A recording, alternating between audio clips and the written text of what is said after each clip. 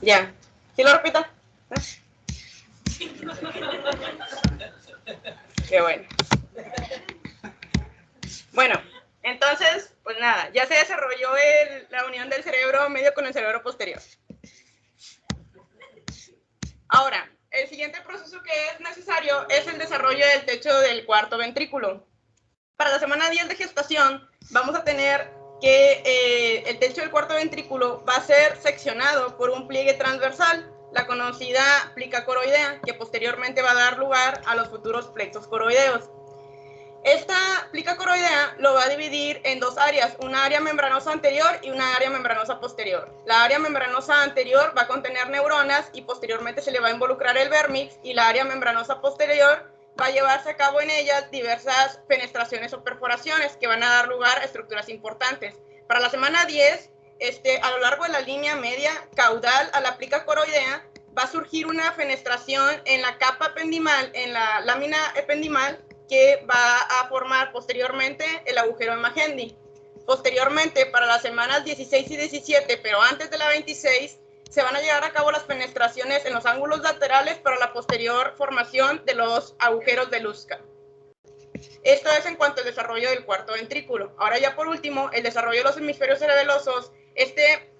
Hay una serie de eventos que se van a llevar a cabo, 4 principales se describen desde la semana 9 de gestación hasta el 7º mes postconcepcional aproximadamente. Básicamente se trata de patrones de proliferación, migración y posterior diferenciación. La migración, tenemos dos áreas para la migración, la zona ventricular y lo que sería la lámina granulosa externa. Estas van a tener 3 patrones de migración. Puede ser radial desde la zona ventricular, tangencial a través de la lámina granulosa externa, y por último y de manera más tardía se da para lo que sería la capa más interna de la capa de la granulosa interna. Entonces, una vez que ya está establecido el proceso de migración y proliferación, también hay factores que no dependen de esta misma, con la expresión de los genes que ya hemos visto, los genes de Sony Hedgehog, los cuales se van a encargar de hacer un control positivo secretados por las células de Purkinje para la posterior proliferación adicional que había sido falta por el patrón migratorio previamente descrito. Entonces, al final, lo que es muy importante y cabe destacar es que la migración del paciente pretérmino se clasifica principalmente por un incremento de la proliferación de las células precursoras de la lámina granulosa, y a postérmino se va a clasificar por el aumento o el incremento de la lámina granulosa intermedia.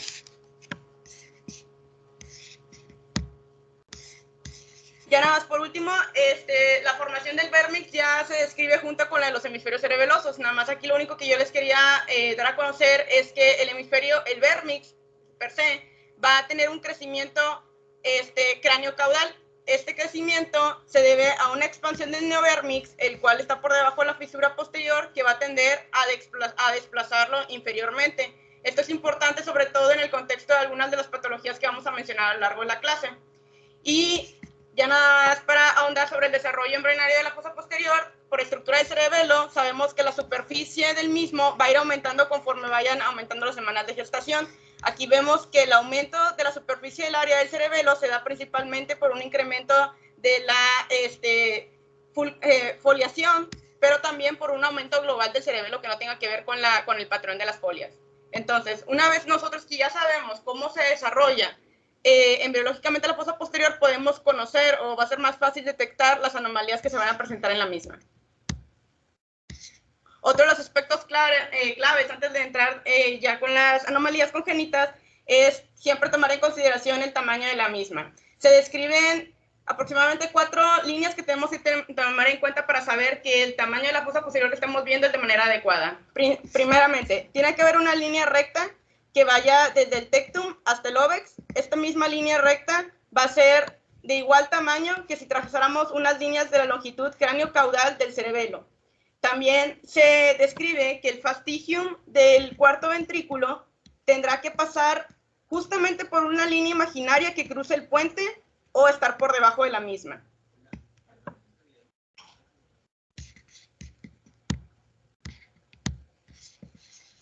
Gracias.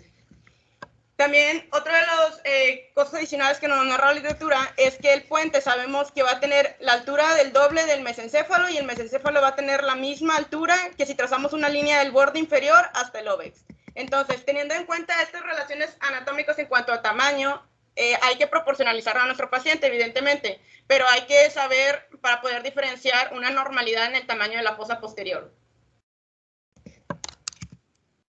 Así. El protocolo que se sugiere para el abordaje de la misma es el estudio de imagen, sabemos nosotros de elección para poderlo valorar, es la resonancia magnética. Yo sé que muchos de nuestros pacientes van a llegar con algún estudio previo como un ultrasonido obstétrico o una resonancia fetal para la posterior, eso es prenatal y la posterior establecimiento o seguir viendo el seguimiento de nuestro paciente en el postnatal. La resonancia magnética es considerada el estudio de elección para poder abordar este tipo de anomalías. Las secuencias que se sugieren son aquellas ponderadas en T1, que ya sabemos que a nosotros nos sirve para ver lo anatómico, nos permite ver una diferencia adecuada de la sustancia gris con la sustancia blanca. El T2 en axial y coronal, esta técnica nos va a permitir definir con mayor resolución esta diferencia, así como la delimitación de la corteza, la sustancia blanca, los núcleos de la sustancia gris. Otra de las secuencias con las que nos podemos ayudar por algunas de las patologías que vamos a mencionar es el tensor de difusión, el DTI. Este nos permite ver las estructuras nos permite observar la integridad de las microestructuras de la sustancia blanca, como ver los tractos y ver si alguno de estos está implicado dependiendo de la patología que vamos a estar abordando. También se sugiere el SWAN o el de la susceptibilidad magnética. Este es con la finalidad de poder identificar y caracterizar hemorragia, productos sanguíneos, calcificaciones, acumulaciones de hierro que podemos ver como causa, por ejemplo, en las disrupciones, como causa de alguna de las anomalías de la fosa posterior. Entonces, es el protocolo de resonancia magnética que se sugiere, al menos las técnicas más básicas para poder hacer un diagnóstico adecuado. Y bueno, la clasificación de las anomalías de la fosa posterior basada en patrones de neuroimagen básicamente son 4. No las voy a mencionar todas, vamos a ver la mayoría de alguna de ellas. Dependiendo del área estructural que esté afectada, se divide en predominantemente cerebelosa, que involucra cerebelo y tallo, predominantemente el tallo encefálico y predominante del mesencéfalo. Todo esto es en base a patrones de neuroimagen. Vamos a ahondar en algunas de ellas. Bueno, las malformaciones predominantemente cerebelosas. Antes de empezar a hablar de ellas, tenemos que tener en cuenta o que nos quede claro 3 conceptos. Lo que es una hipoplasia, una displasia y una hipodisplasia. Una hipoplasia es la pérdida de volumen o la reducción del volumen de los hemisferios cerebelosos. Una displasia, como su nombre lo dice, es una alteración en la foliación, en la fisuración y en la arquitectura de la sustancia blanca anormal. Y una hipodisplasia, pues la combinación de ambas. Entonces, hay que tener en cuenta estos conceptos para poder entender las siguientes patologías. Bueno, tenemos el primer caso. Si alguno de mis compañeros se retrasan, me puede ayudar con la descripción de los hallazgos que vemos y poder englobar algunas de las malformaciones. Solamente no es DICOM, son las únicas 3 imágenes que tengo. Bueno, estamos viendo tres imágenes de resonancia, todas en T2. Y pues bueno, podemos observar en la imagen en coronal, pues lo que me llama la atención y pues me llama la atención que tiene una pues, disposición anormal. La fosa posterior me parece que está un poco aumentada de tamaño. Vemos que ahí el cerebelo se encuentra asimétrico en cuestión del tamaño de sus hemisferios, siendo el derecho el que preserva una morfología un poco más normal. Me parece que está también desplazado anteriormente por una imagen, pues, voy a llamar pues quística, pero pues sí, como una imagen quística que lo desplaza anteriormente. Toma en consideración también que la imagen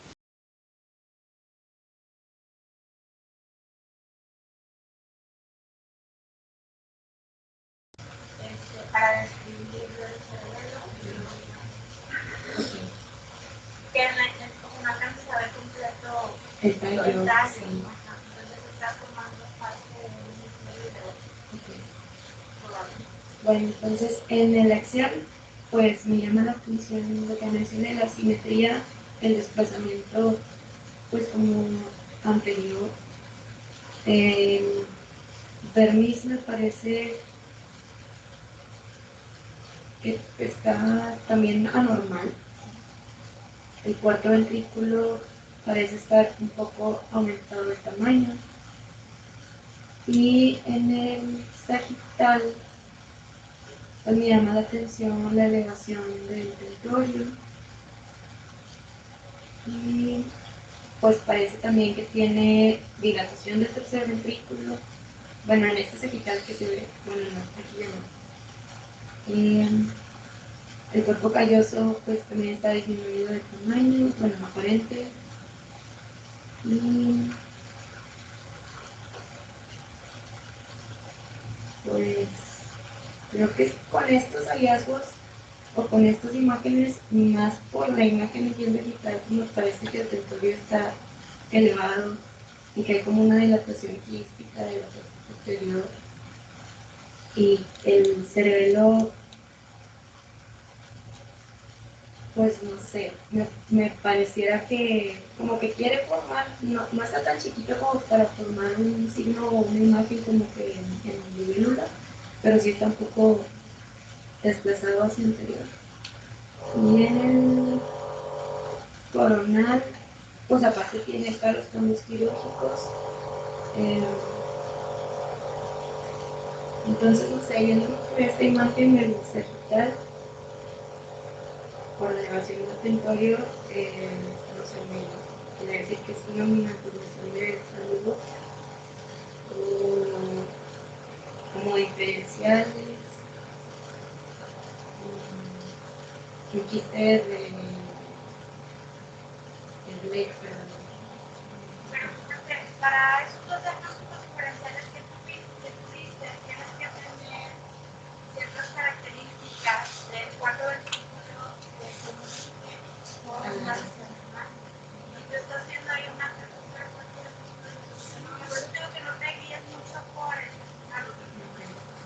y aparte dices que el tentorio está definido, está perdón, elevado y realmente normal.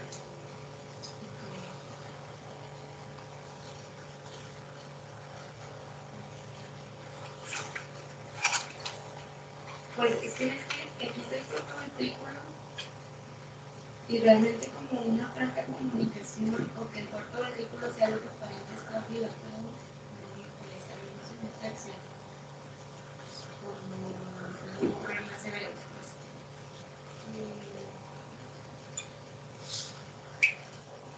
Pues en esta ¿qué es lo que principalmente te llama la atención de los hemisferios cerebros? La simetría, que el hemisferio izquierdo pues está más pequeño como desplazado que comido. Todo el hemisferio izquierdo está más pequeño, el del lado derecho, como mencionabas, todavía conserva su morfología, mesodermis. No hay una apertura, una comunicación del cuarto ventrículo con la cisterna magna, que ahí entrarían todos los diagnósticos diferenciales de quistes de la fosa posterior. Entre ellos el Danny Walker, pero pues tiene otras características que habría que revisar. Por esa simetría y esa morfología del cerebelo, ve también el tallo, cómo está en el axial.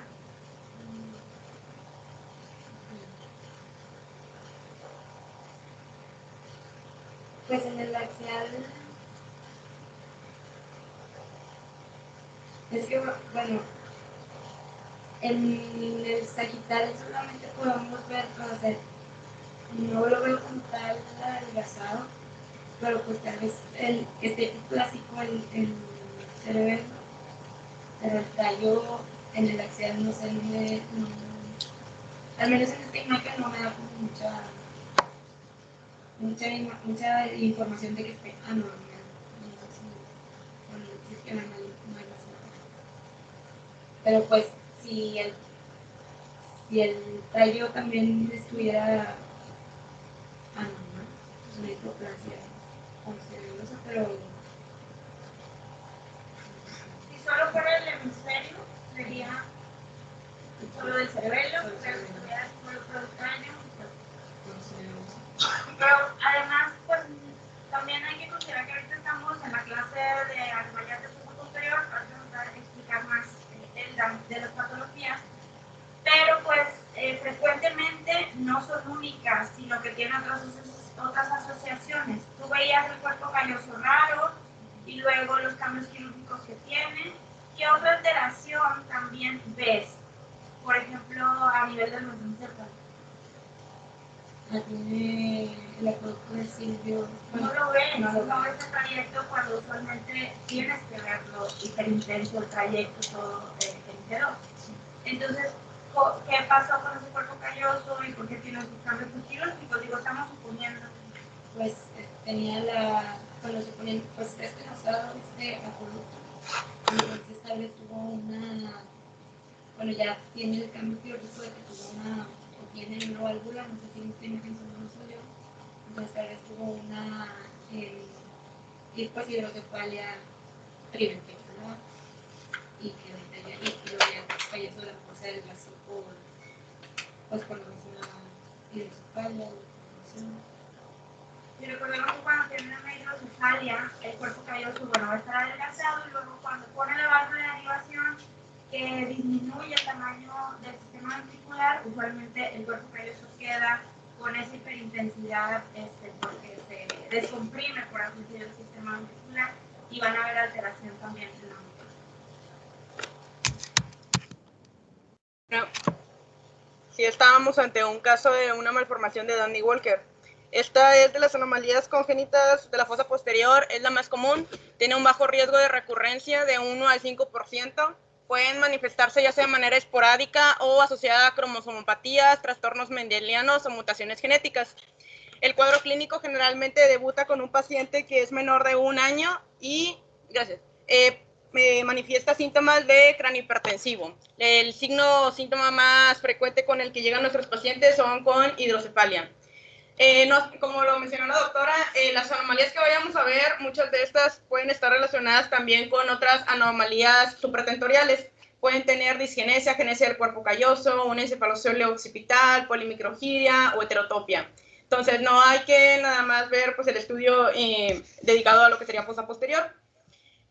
Generalmente, o lo que va a las dos características que nosotros buscamos en un Dandy-Walker es una dilatación quística del cuarto ventrículo, misma que está asociada con una hipoplasia del vérmix cerebeloso inferior. Esto va a condicionar que esa misma hipoplasia del vérmix haga que la rotación superior, o lo único que le quede del vérmix, pues se vaya superiormente, con el desplazamiento, como lo comentó Fanny, de los hemisferios cerebrosos de manera medial y que sean desplazados medialmente. Pero la morfología de los mismos va a estar conservados. En este caso, en este paciente, pues también tenía una disminución de una simetría de los cerebelos del lado izquierdo, estaba con pérdida del volumen.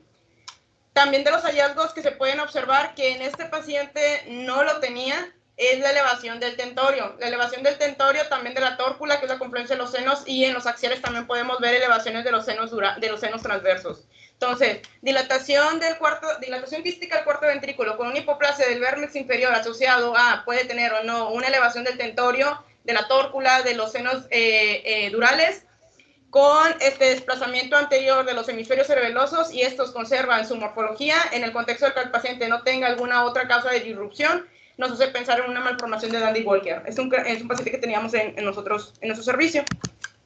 Este es otro de los ejemplos, como les comenté, a veces nuestros pacientes vienen referidos con alguna resonancia o algún estudio obstétrico que se realizó en el periodo prenatal, donde se pudo detectar esta anomalía. Este paciente llegó referido, es una paciente de 30 semanas de gestación, que en un ultrasonido obstétrico le detectaron una hidrocefalia y pues nos la mandan para la realización de la resonancia y complemento del abordaje. Aquí podemos ver pues la ventriculomegalia severa. Este paciente pues la tenía de manera bilateral. Se comunicaba con el espacio subaracnoideo. Se describía también, yo sé que es un margen estático, pero una zona de disrupción parietal derecha, y también tenía un adelgazamiento del cuerpo calloso, no tenía este pacientito vermix, el tentorio aquí estaba elevado y también tenía elevación de lo que sería la tórcula. Entonces, estas son imágenes de resonancia fetal en T2, donde podemos ver pues, la ventriculomegalia, la lesión o la disrupción a nivel del parietal derecho que les comentaba, que existe una comunicación con el espacio subaracnoideo, y este pacientito pues tenía la elevación del tentorio, así como la tórcula. Y pues los hemisferios cerebrosos también estaban hipoplásicos. Esta es más la imagen clásica de una malformación de Dandy Walker. La imagen anterior realmente me queda duda si el diagnóstico haya sido este porque no tenía muchos de los hallazgos. Usualmente la alteración de la fosa posterior la ves muy simétrica, así como está este bebé. En el corte coronal lo que ves es fosa posterior, si quieres, esta parte es el remanente de los hemisferios cerebelosos. Y luego también otra cosa a considerar, porque se ve muy frecuente, es que cuando hacen en este caso que cuando es prenatal se llama ventriculomegalia y cuando ya es postnatal hidrocefalia, muy severa, es que hacen por el aumento de la presión zonas de disrupción del parénquima. ¿Okay? El parénquima se rompe y luego se comunica el sistema ventricular con el espacio subaracnoideo.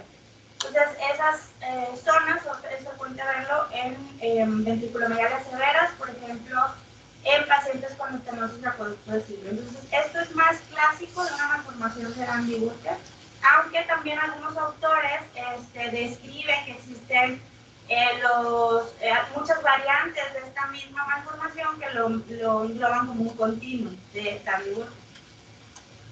Gracias. Otro de los diagnósticos diferenciales que tenemos que tomar en cuenta ante lesiones quísticas de la fosa posterior es el quiste de la bolsa de Blake. Esta es una falta de fenestración con ausencia de la comunicación del cuarto ventrículo con el espacio aracnoideo. Se caracteriza típicamente porque va a dar una hidrocefalia tetraventricular. Aquí es importante saber que el cerebelo pues, va a ser de morfología y de tamaño normal. El cuadro clínico, como la mayoría de las patologías que vamos a hablar, va a debutar con hidrocefalia y la macrocefalia. También surge, más bien dicho, de manera esporádica, no hay riesgo de recurrencia. Y la fosa posterior pues tiene un tamaño normal. Y generalmente, bueno, no se describen malformaciones supratentoriales asociadas. Entonces, se puede ver lesión como un quiste divertículo retrocerebral o infracerebeloso, que va a causar una elongación del cuarto ventrículo. Y va a tener a desplazar, por ejemplo, en este caso este paciente va a desplazar de manera caudal y medial los hemisferios cerebelosos. Entonces, el quiste de la bolsa de Blake es una falta de fenestración, como vimos en el desarrollo embrionario, no se fenestró la capa ependimal y esto no permitió que surgiera una comunicación de la misma. Entonces, este es un quiste que se reportó también en nuestro centro como un quiste de la bolsa de Blake a nivel del surco lateral izquierdo. Los diagnósticos diferenciales de la megacisterna magna, esta realmente es una elongación focal verdadera de la fosa posterior, del espacio subaracnoideo de la fosa posterior, ya sea que se localice de manera inferior y posterior. Se define como una megacisterna magna cuando esta mide más de 10 milímetros. Puede ver, ahorita les voy a poner una tabla, que debido a las pulsaciones que provoca el líquido cefalorraquídeo al pasar a través de esta, que se haya un adelgazamiento, una remodelación del hueso occipital, sí puede manifestarse. Se considera una variante anatómica normal, del 90 al 95% de estos pacientes cursan asintomáticos, no hay riesgo de recurrencia. Entonces, realmente es una elongación focal de la fosa posterior. Comunica el cuarto ventrículo, y estos pacientes pues no desarrollan hidrocefalia, ¿por qué? Porque pues tiene una comunicación libre con el cuarto ventrículo y el espacio subaracnoideo cervical, entonces no da la oportunidad de que se acumule líquido cefalorraquídeo. Otro de los diagnósticos diferenciales que tenemos que tomar en cuenta de las lesiones quísticas de la fosa posterior es el quiste aracnoideo de la misma. Este se debe por una duplicación de las membranas aracnoideas. Hay muchas localizaciones que los podemos encontrar. Pueden ser retrocerebelosas, supravermianos, anterior o lateral de los hemisferios cerebelosos y anterior al tallo encefálico. Esta no comunica con el espacio subaracnoideo, no comunica con el cuarto ventrículo. Generalmente los pacientes acuden con macrocefalia y cursan asintomáticos. No tiene tampoco riesgo de recurrencia. Entonces, Por definición es una colección líquida, extraaxial, bien definida, de pared delgada y que en todas las secuencias se va a asemejar al líquido cefalorraquídeo, excepto obviamente que nosotros sabemos que a veces el contenido de los quistes pueden ser altos en proteínas y pueden verse algunos cambios de intensidad, pero de manera general, nomás para que quede en cuenta, es una colección líquida extraaxial, que se comporta igual al líquido cefalorraquídeo, con pared delgada y no comunica con espacio subaracnoideo, no comunica con cuarto ventrículo. Y que tiende a remodelar el hueso. Esto también es una resonancia fetal. Igual nos mandaron al pacientito por una alteración estructural que le vieron en el ultrasonido obstétrico. Vemos pues un quiste, una colección extraaxial retrocebelosa, fue detectada aproximadamente a las 3 semanas de gestación y quedaba la duda de que pues te mandan el diferencial entre si es un quiste de la bolsa de Blake o un quiste aracnoideo. Aquí podemos ver nosotros que parte de la impresión que causa el quiste es una remodelación en el hueso. Y pues al final lo concluimos con que fuese un quiste aracnoideo de la fosa posterior por la remodelación que causa en el occipital. Una de las patologías que causa lesiones quísticas en la fosa posterior es la hipoplasia del vérmix en su porción inferior. Tal cual, la definición dice el hallazgo. Vamos a ver el vérmix en la porción superior, pero no vamos a verlo en la porción inferior. Ausencia parcial de la porción inferior del vérmix. Tampoco hay riesgo de recurrencia que se presente. Generalmente el desarrollo del bebé es normal. Puede haber ciertos déficits motores finos o de lenguaje receptivo y generalmente las detectamos en ultrasonido obstétrico a partir de las 18 a las 20 semanas de gestación, por lo que ya vimos de la embriología del vérmix de los hemisferios cerebelosos. Este es un paciente que estaba en nuestro centro donde podemos ver que hay una hipoplasia de la porción inferior pues, del vérmix, vemos en todos, y el resto del parénquima de los cerebelos pues está normal.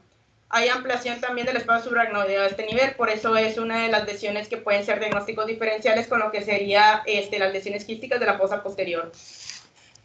¿A qué te refieres en todas con sin riesgo de recurrencia? Por el... No se opera, ¿no? ¿Vale? No se opera, ¿no? No, riesgo de recurrencia, pero para conseguir genética, para tipo de la descendencia posterior, si quieren. Bueno, esta es una tabla que me parece muy didáctica para poder nosotros diferenciar cuando tengamos una resonancia fetal o alguna resonancia de cerebro de un niño con alguna alteración de la fosa posterior, que nos describe las 5 principales que les acabo de escribir y lo que va a ejercer en el efecto que ejerce de las estructuras adyacentes. Por ejemplo, Dandy Walker, lo típico es que haya una hipoplasia de su porción inferior, que el cuarto ventrículo esté dilatado, elongado, la fosa posterior pues también, y generalmente pues la hidrocefalia que produce es una hidrocefalia supratentorial pues muy marcada y no afecta el hueso, no causa remodelación ni adelgazamiento.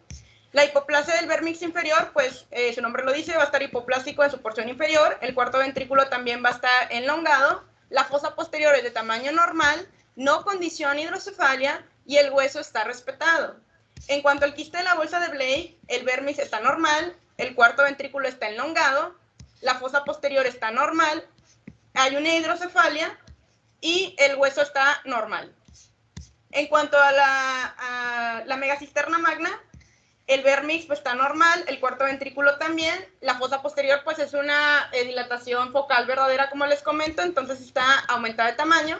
La hidrocefalia no condiciona por el libre acceso que tiene al cuarto ventrículo y el espacio subaracnoideo cervical, y la remodelación ósea puede estar presente debido a las pulsaciones que provoca el líquido cefalorraquídeo de estar pasando por ellas.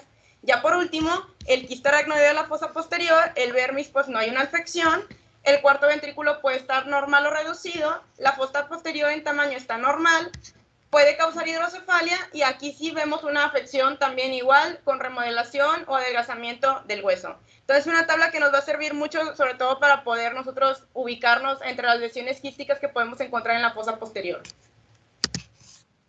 Otra de las mediciones que podemos realizar, pero esta la realizamos en una resonancia fetal, es tomar en cuenta o realizar el ángulo tegmentomermiano. Este ángulo se va a trazar con una línea recta que pasa por el dorso del tallo encefálico hasta el tectum y posteriormente por una en la porción ventral de los hemisferios del cerebelo. Entonces, al trazar nosotros este ángulo, lo normal es que la medida sea 0.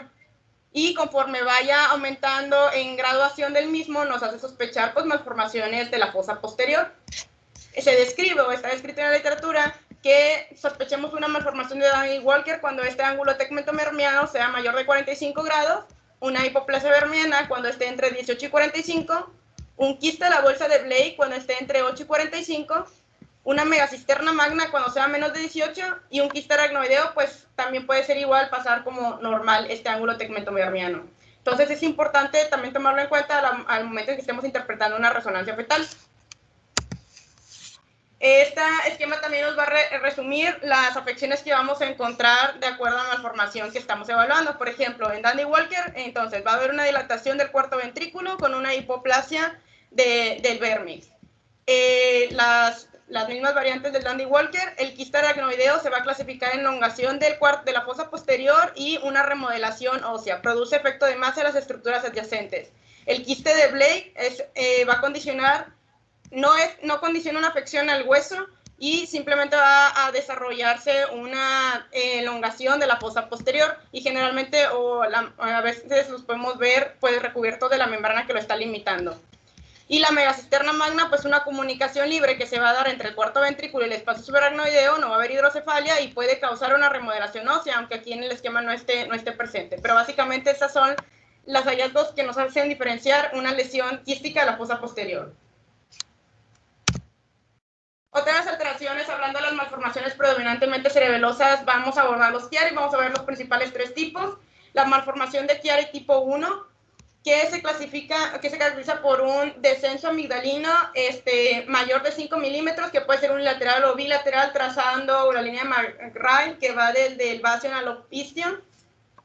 Esta línea, si nosotros encontramos un descenso de amígdalas de más del 5, podemos hablar de una malformación de Chiari tipo 1. Generalmente se clasifican por tener una fosa posterior pequeña, pueden ser primarias o secundarias. Primarias cuando pues el desarrollo de la misma no se llevó a cabo y está más reducida de tamaño, o secundaria porque hubo un cierre de suturas que permitió que la estructura del cráneo no permitiera el desarrollo normal de la fosa posterior. Entonces, nosotros, este es un caso que tuvimos nosotros en nuestro servicio, donde podemos ver el descenso de las amígdalas cerebelosas y una dilatación quística de lo que sería la médula espinal. ¿Por qué? Porque muchas de estas lesiones se pueden relacionar con siringohidromelia, un CIRIX, datos de afección también de la médula espinal. Entonces, estos serían los hallazgos que podemos ver en un Chiari tipo 1. Esta también, compresión que ejercía las amígdalas, estaba comprimiendo pues, el tallo de manera anterior. Y vean como también la prominencia de la articulación atlatodontoidea también estaba ejerciendo compresión del tallo. En cuanto al Chiari 2, el Chiari 2 es necesario dos cosas: que vaya a tener un aumento del tamaño de la fosa posterior, pero asociado con una disrafia espinal abierta, llámese mielomeningocele, mielocele, mielosquisis. Se relaciona, o lo hemos escuchado en relación a aquellas madres que durante el embarazo no consumen ácido fólico, se ha descrito como una malformación del tubo neural. Se debe a una fuga crónica de líquido cefalorraquídeo en el útero. Los pacientes generalmente, pues, cuando ya están a término y tenemos al paciente, los vemos con hidrocefalia, pueden tener paresia o espasticidad de sus extremidades. Debido al compromiso de la disrafia que encontramos a nivel espinal, puede haber compromiso de los esfínteres. Y pues se recomienda realizar tamizajes con elevación de alfa-fetoproteína. Los hallazgos que vemos nosotros pues son ventriculomegalia pues severa. Vamos a encontrar también asociada a esta otras malformaciones, ya sea del cuerpo calloso, podemos verlo también. Y va a haber una distensión del sistema ventricular. Hay dos hallazgos que se describen en la literatura que los podemos encontrar, como el conocido signo de limón, que se debe a una hipoplasia, una disminución de lo que sería bifrontal a nivel del calvario, o el signo de la banana, que dice que el cerebelo está tan chiquito el tallo que lo envuelve, entonces no está pues como signo de banana. Más bien ese signo de la banana es porque como la fosa posterior es pequeña, el cerebelo queda prácticamente todo apretado y entonces se ve esa impresión o esa imagen que semeja como una banana. Y aquí el Chiari tipo 2 sí sí está asociado con defectos espinales abiertos, pero su principal asociación es con mielomeningocele. Aunque la mielosquisis es otro defecto abierto, otra disfagia espinal abierta, usualmente no lo acompañan. ¿Okay? Es más descrito un 98% de los pacientes que tienen mielomeningocele. Gracias, doctora. Y el Chiari tipo 3, bueno, el Chiari tipo 3 es muy difícil a lo mejor que nos vaya a nosotros llegar porque son afecciones que pues básicamente son incompatibles con la vida. Se debe a un defecto en lo que sería en el hueso, defecto óseo supraoccipital, en la línea media. A través de ese defecto óseo pues se van a herniar ya sea el contenido de la fosa posterior o lo superior del cordón espinal. Este contenido, el saco, puede ser de cerebelo, puede tener tallo encefálico, meninges, vasos, líquido cefalorraquídeo, está cubierto por piel y pues generalmente, pues les comento, no son productos que se logren pues a término. Puede estar relacionado también a otras anomalías del cuerpo, como anomalías del cuerpo calloso, heterotopia, de la sustancia gris o médula anclada, también por la afección que tiene. Entonces, cualquier contenido puede herniarse y también necrosarse y sufrir hemorragias también en su interior. Vemos el defecto óseo a través del cual se está herniando el contenido cerebeloso y el tallo. Otra de las afecciones predominantemente cerebelosas son la romboencefalosis del vermis. ¿Y esto qué confiere? Que los pedúnculos cerebelosos superiores y que los hemisferios cerebelosos se vean de forma continua. De hecho, se describe que como los pedúnculos cerebelosos superiores también están fusionados o dan esa configuración como que en herradura, lo describen como un arco de herradura, el cuarto ventrículo funge como un ojo que está viendo esa herradura. Entonces, básicamente la romboencefalosinapsis, no tenemos vérmix, estos vérmix se continúan y también pues, los pedúnculos cerebelosos superiores. Básicamente la ausencia completa del vérmix. Está relacionada, hay bajo riesgo de recurrencia que se presente y está relacionada con síndromes, principalmente el síndrome de Gómez-López Hernández, que es una alopecia parietal con una anestesia trigeminal y signos dimórficos craneofaciales. Otras estructuras es el macrocerebelo. Pues como su nombre le dice, el cerebelo está de forma normal, tiene su arquitectura conservada, pero está incrementado en tamaño, ¿no? Entonces, puede manifestarse ya sea de manera esporádica o asociada a varios síndromes o enfermedades neurometabólicas. Básicamente es una elongación cerebelosa desproporcionada, pero preserva arquitectura y su forma, y el vermis está intacto. Entonces, el macrocerebelo es simplemente el aumento del tamaño del cerebelo. Puede también, debido a la obstrucción que está produciendo por el aumento desproporcionado del mismo, causar hidrocefalia y anormalidades de la sustancia blanca. La prominencia del mismo, pero podemos ver que la arquitectura está conservada. En esa imagen también está anormal el tallo.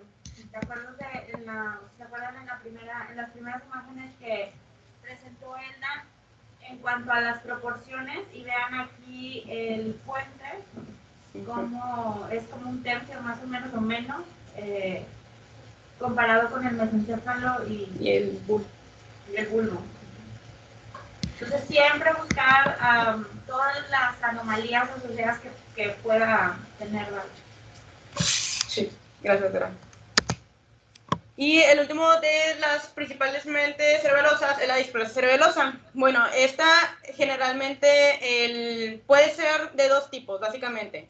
Una focal, que se debe a una irrupción, generalmente todo lo que vemos como que focal o unilateral se debe a un insulto que se produjo por alguna infección, alguna hemorragia, alguna isquemia. Entonces, la focal generalmente es disruptiva y la global se debe a una malformación. Puede causar hallazgos también supratentoriales como anormalidad de la migración, la disgenesia del cuerpo calloso y lesiones plásticas. Se puede ver en el cerebelo una folación anormal o una fisuración anormal o una sustancia gris con una sustancia blanca cerebelosa con una arquitectura anormal. En este caso, por ejemplo, se veía una asimetría de los hemisferios cerebelosos más del lado izquierdo y una ampliación de las folias del mismo por la pérdida de volumen que estaba teniendo. Entonces, en este paciente vemos una displasia cerebelosa del lado izquierdo, donde se ve la simetría de los ventrículos, con una disminución en el tamaño del hemisferio cerebeloso del lado izquierdo y una alteración de sus folias y de la sustancia gris. Entonces, básicamente, disminuye el tamaño y, aparte, hay alteración en su arquitectura de patrón de foliación. Ahora, la malformación del cerebelo y tallo encefálico. Igual tenemos otro caso.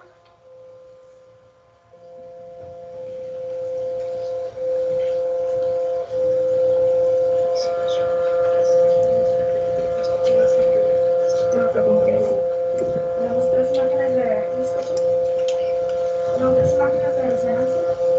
Están ponderadas son, bueno, me parece que son todas que saben en el texto. Y identificamos un corte axial, cervical y coronal. Bueno, es muy evidente que la fosa posterior está predominantemente ocupada por líquidos cefalorraquídeo. Esto expensas de la disminución del parénquima cerebeloso. Todo disminuido casi simétrico entre ambos hemisferios. También a nivel de vermis lo identificamos en el córtex totalmente occipital. También el vermis está hipoplásico. No sé aquí si esté desplazado superiormente por la presencia de líquido o si hay una hipoplasia más hacia lo más inferior. También veo el tallo encefálico adelgazado. En comparación aquí la protuberancia con el mesencéfalo pues es un poquito más disminuida.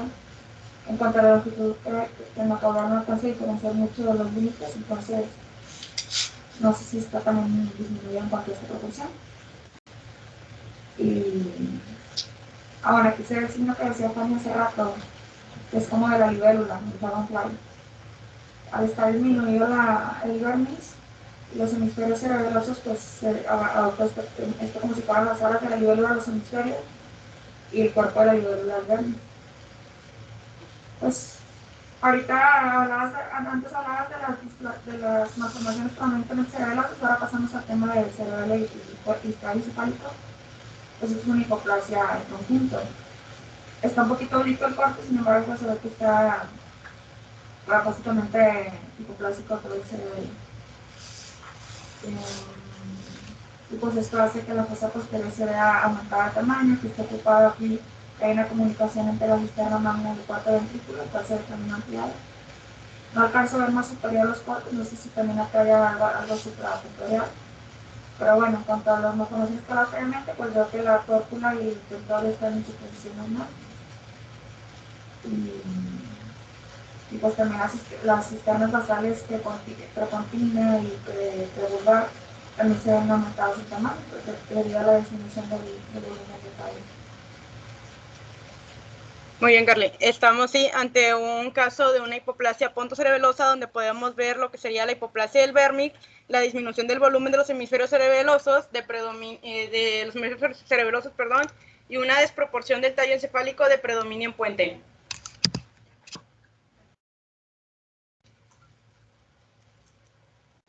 Entonces, esta afección es un trastorno neurodegenerativo autosómico recesivo de inicio prenatal. Es una hipoplasia tanto del cerebelo como del puente. Ya lo mencionábamos que como los hemisferios cerebelosos van a estar hipoplásicos y el tallo encefálico también va a estar adelgazado, esto va a dar una configuración como en una libélula. Las alas pues son los hemisferios cerebrosos aplanados y el cuerpo pues el vermis relativamente hipoplástico que se presenta.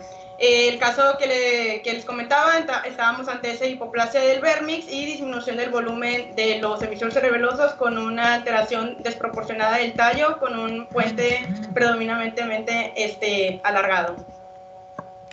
Pueden manifestar, como todos los síntomas que estamos viendo, alteraciones o síntomas de la fosa posterior, es decir, el paciente puede tener ataxia, nistagmus, disbioconcinesia, ataxia tanto troncal como de extremidades.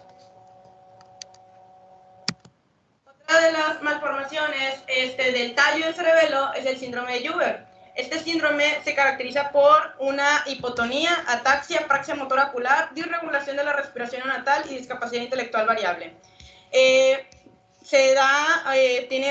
Puede ser de herencia autosómica recesiva, más bien dicho, y tiene un riesgo de recurrencia del 25%.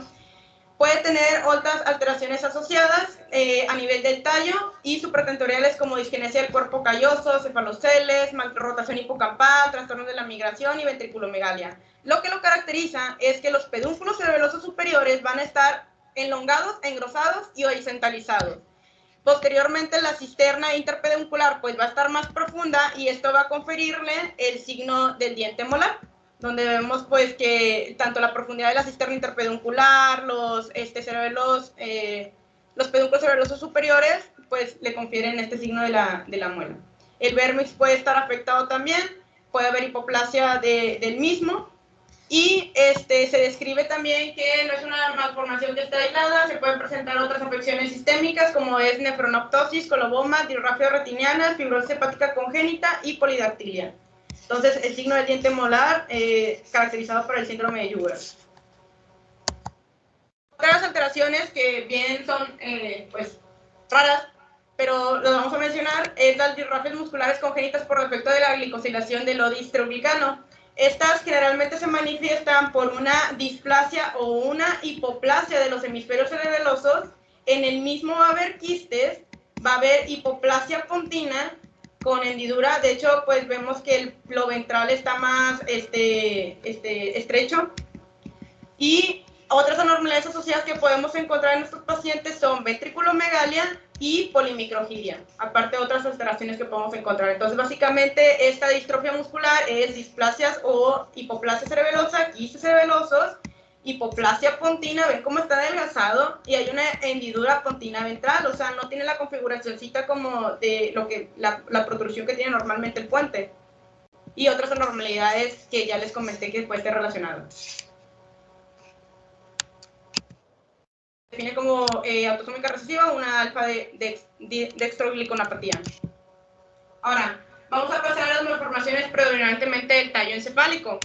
De tenemos la displasia del tegmento pontino. Esta displasia lo que va a causar es que el puente, de manera normal, ya habíamos visto cómo se ve la configuración de la fosa posterior, la parte ventral del puente está aplanada y el tegmento pontino está bombado. Entonces se le describe como el signo de la gorra, pues una gorra invertida.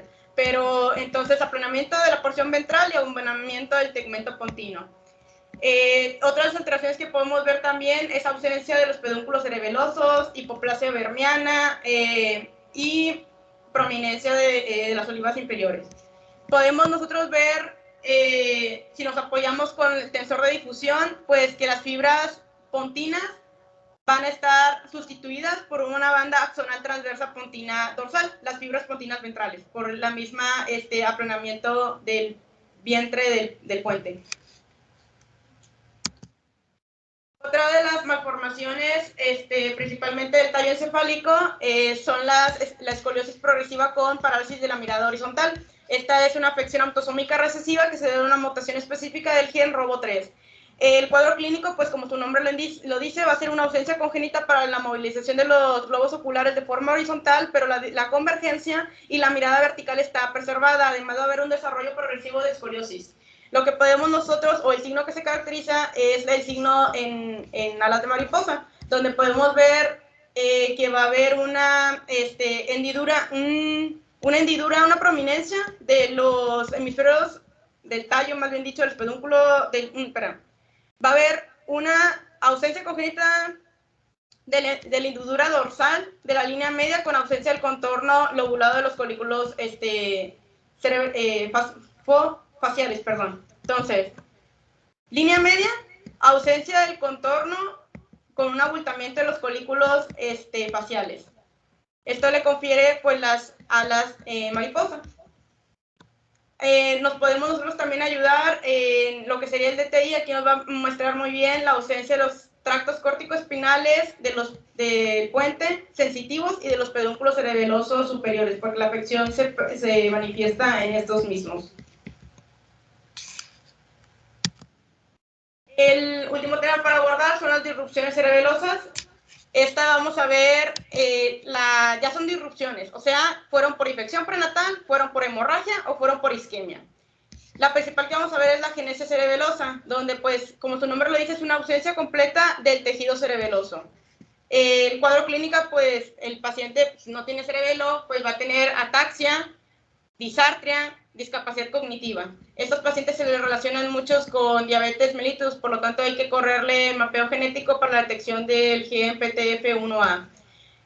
Vemos pues que aparte de lo de la genesia del cerebelo en forma general, va a haber un vermis rudimentario y un tallo encefálico que va a estar hipoplásico. Pues esto le da la configuración de una elongación de la fosa posterior. Hipoplasia cerebelosa global, bueno, es una disminución del parénquima del cerebelo de forma global con una ampliación, una prominencia del espacio subaracnoideo. El vérmix en esta se describe que está respetado y se relaciona muchas veces con malformaciones como cromosomopatías 13 y 18, trastornos metabólicos, síndromes genéticos. Cuando es por causa de una irrupción, está muy relacionada con una infección por citomegalovirus o por exposición de la mujer embarazada a anticonvulsivantes, alcohol o cocaína.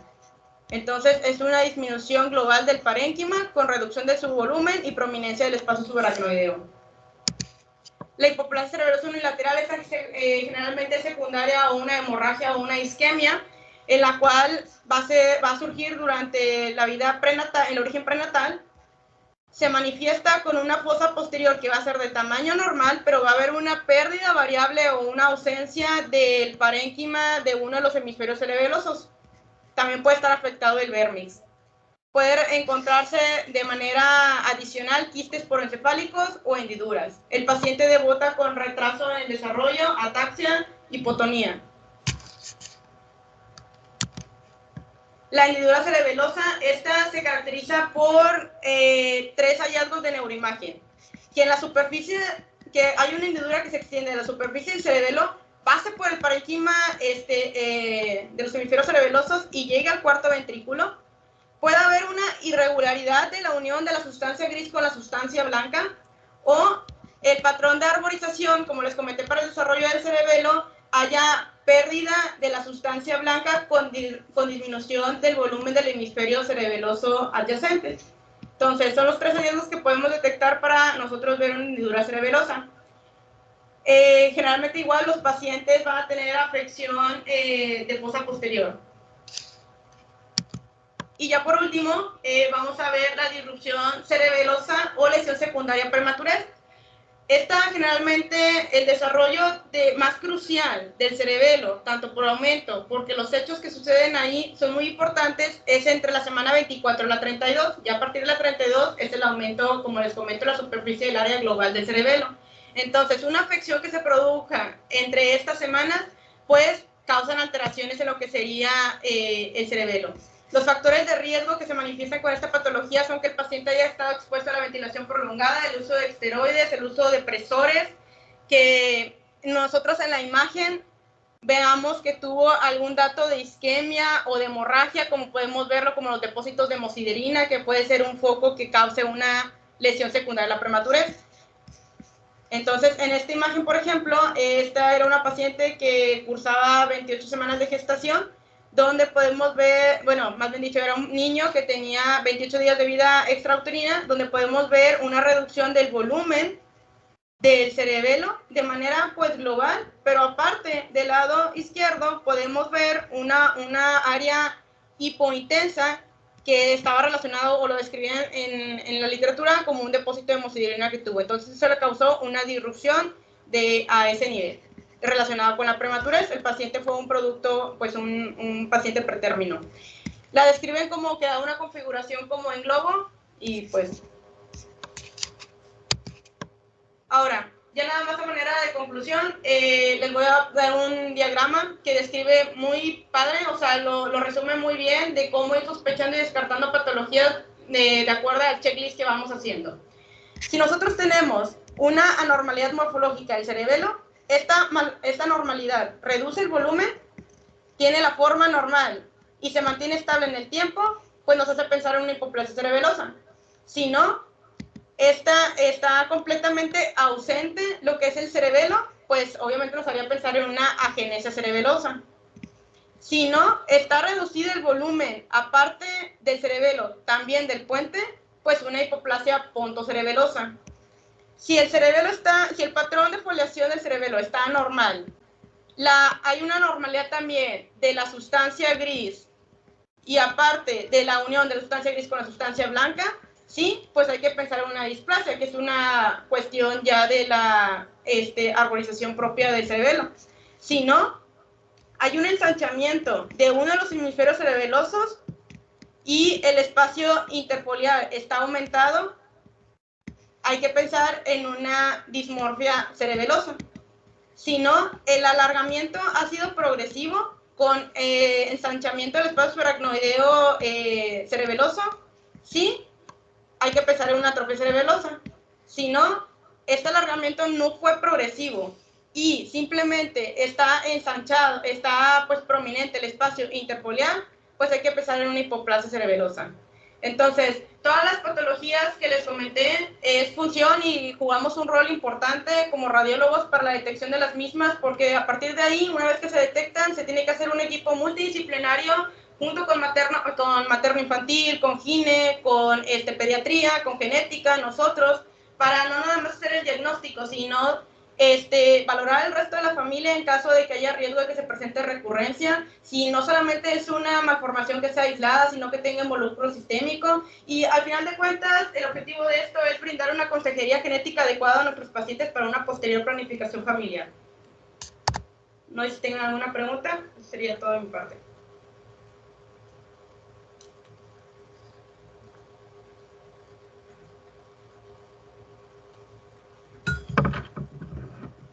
Antes que nada, regresando muy bien tu clase, algunos comentarios puntuales.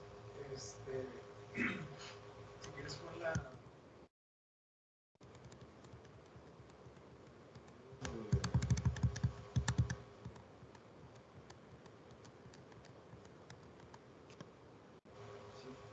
Pues, esta yo creo que es de lo más importante que se tiene que llevar. O sea, esta relación del puente con el mesencéfalo y con el bulbo, habitualmente el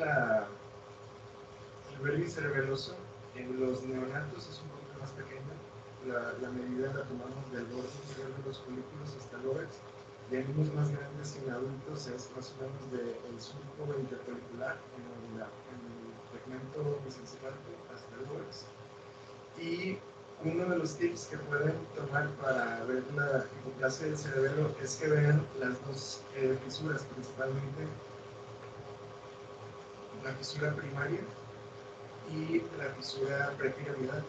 Habitualmente dividen el vermis cerebeloso en tercios. El tercio medio habitualmente es un poquito más pequeño, pero para que siempre vean que esté completo el vermis cerebeloso, vean que están las dos fisuras presentes y las fisuras cerebelosas completas aquí abajo. A veces es bien difícil saber si diferenciar entre una hipoplasia que es nada más del cerebelo y una hipoplasia cerebelosa. Habitualmente, si vemos alguna afectación en el parénquima cerebeloso del cerebelo, es frecuente que veamos el puente también disminuir de tamaño, porque recordemos que una buena parte de las fibras que vienen del cerebelo pues pasan hacia los folículos cerebelosos medios y van hacia el puente. Entonces, no es a veces tan sencillo decir debemos disminuir el tamaño de los dos es una hipoplasia cerebelosa. Habitualmente, si esto es ya después del primer año de vida, es difícil que vayamos a diagnosticar una hipoplasia cerebelosa. Y bueno, otra cosa que también mencionamos, también sobre todo es la rombencepalosinapsis. Puede ser parcial también, o sea, puede haber una ausencia completa del vermis cerebeloso, pero también puede haber una ausencia parcial. Y a veces lo que podemos ver, ya cuando veamos estas fibras de sustancia blanca que cruzan de un hemisferio cerebroso a otro, ya con eso ya podemos decir que es una rombencephalossinapsis. También lo que a veces hace sinapsis son los núcleos dentados. Por ejemplo, lo podemos ver en las imágenes de susceptibilidad magnética a veces, que los núcleos dentados se continúan moviendo, por eso también es una rombencephalossinapsis. Y bueno, también te podrían ayudar el mapa de dirección del BPI, de la atracción de disculpa. Y digo, a veces es muy difícil en una tomografía, pero esta disposición que mencionaba el ojo de una cerradura o que el cuarto ventrículo está apuntando para atrás en una tomografía también nos puede ser indicativo de que puede haber una rombencephalossinapsis. También se asocia mucho esto al síndrome alcohol fetal. Pues nada más.